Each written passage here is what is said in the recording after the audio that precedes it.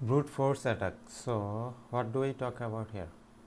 We are talking about an attacker trying over and over and over again to execute some sort of online process. So, for example, trying to log in or log on to someone's account multiple times with a different credential. So, let me show you an example.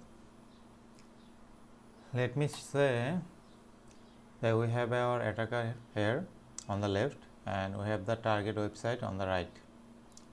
Now the attacker tries to log in. They use a username like a random username like John Smith or password like ABC,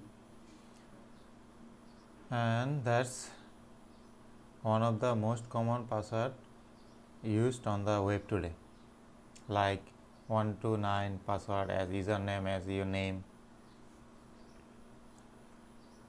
So that would be a very logical place for the attacker to start assuming, and of course the site will allow to such weak passwords, but we'll talk more about it when we will get to the lecture of registration.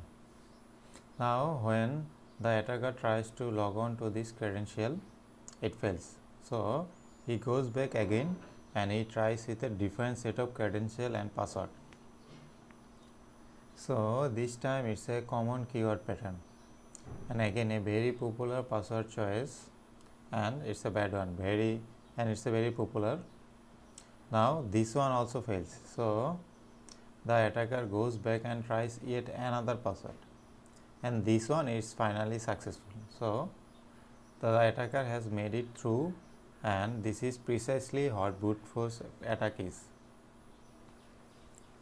So actually it's a very simplistic example of a brute force attack, and there is a one factor in particular is that that's normally very different, and that's automation brute force attack, and normally highly automated processes. So we are talking about an attacker taking an account that they know exists, and I am going to show you the establish of an account that exists, and then going through and trying a sorts of different password combination and until they are able to log in. Now again, this is the fundamental security concept lecture. So this is not just about logging. They might also mount on attack against and say password reset. The point is it's a iterative, it's highly automated, so it can run at a very high way and high rate, and it's really a question how often the attacker can send this request, and conversely this is the key. When we talk about how to secure this, how frequently the website allows to login and login it is to made, one thing the brute force attack is. So let me give you an example of where this happened. So in the history of a 2013, as per the headline, GitHub as a popular website as well known suffered a really significant brute force attack against it, and in many cases the attack was successful, but as the story says, it was usually when they were weak and reuse the passwords. Now for those us creating account management facilities, we have got a limited amount of control over the bad password choice of our users, but we can do have some control over how we can like manage brute force attack. So what made the attacker of a GitHub rather tricky was that the hacker used nearly 40,000 unique IP address. So they were rotating the IP address so that GitHub didn't see a huge volume of requests coming from a single IP, and then they just simply block it. Now for many IP addresses, inevitably this attack was orchestrated in a viral botnet infected machine, just like the kind probably sitting on your desk.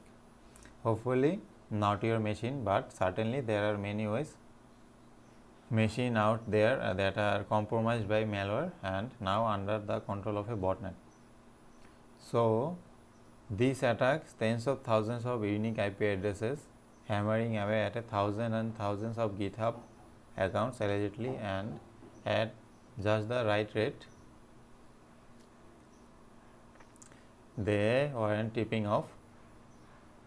So GitHub brute force protection on many of the account, and also throwing in enough randomization that the attacker tried in many different accounts, but they weren't.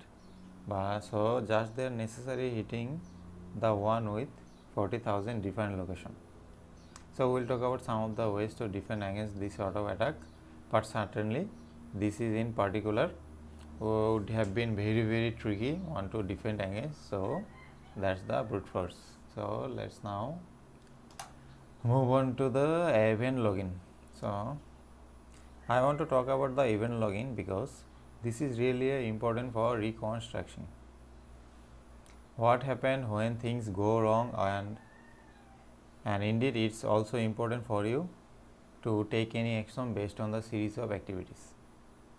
So for example, if something has already happened and several times, like a login failure against an account, you may want to take some action, and all of that has to be driven by login.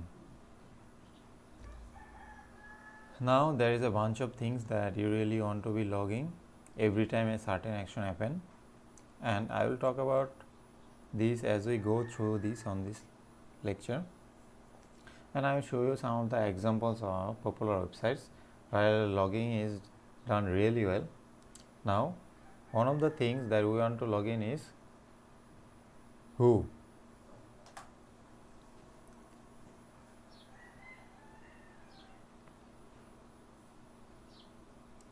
So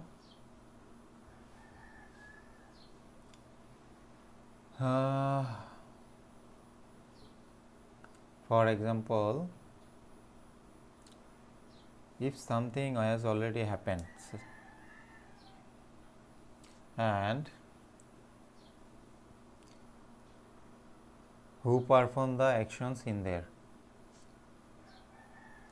and the identity we can save. So particularly when we talk about account management, which is someone has logged in and we want to stamp their identity along with any other logs that we created about their identity or activity.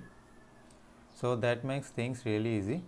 If we need to find out who is being performing certain actions, the next thing of this lecture is to what we do want to log onto these actions. So what was it that they were doing and what action they were performing, what resources were they performing and against. So the URL or even down at the function level name, which of course may be based on the path and the parameter. The more information that we can capture here, the better it naturally. So we also want to know when this is happened and when allow us to align some certain activities with other events. It also gives us chronology at what did they do in order to what order. So think about attacker poking around a system. If we have these things, and we can really start to get a good look at sense and what's going on, but there is a more that we can get. For example, where do they come from? IP address is really useful, and yes, attackers cannot obfuscate their IP address, so they can use VPN service. They can use something like Tor, but that it itself tells you something important, that they are with the deliberately identity and obscured. So why is this open? Because they are up to no good. The other one is what they are using when performing these activities. So what's the browser? Can you restore the user agent?